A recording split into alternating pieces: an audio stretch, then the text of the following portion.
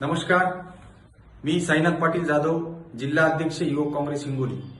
येत्या 9 मार्च रोजी कळमनुरी ते हिंगोली या ऐतिहासिक संघर्ष यात्रा पदयात्रा आहे। त्या संघर्ष पदयात्रेला महाराष्ट्र प्रदेश काँग्रेस कमिटीचे अध्यक्ष माननीय हर्षवर्धन दादा सपकाळ यांच्या प्रमुख उपस्थितीमध्ये ही पदयात्रा होणार आहे। या पदयात्रेला आपल्या हिंगोली जिल्ह्यावर जे अन्याय होत आहे त्याच्यामध्ये आहे शक्तीपीठ महामार्ग आहे, त्याच्यामध्ये कयाधू नदीवरील बोगदा आहे, तसेच शेतकऱ्यांची कर्जमाफी, तसेच जे शेतकऱ्यावर जे उद्भवलेले प्रश्न असतील त्याच्यामध्ये सुशिक्षित बेरोजगारांची संख्या आपल्या महाराष्ट्रामध्ये वाढत आहे।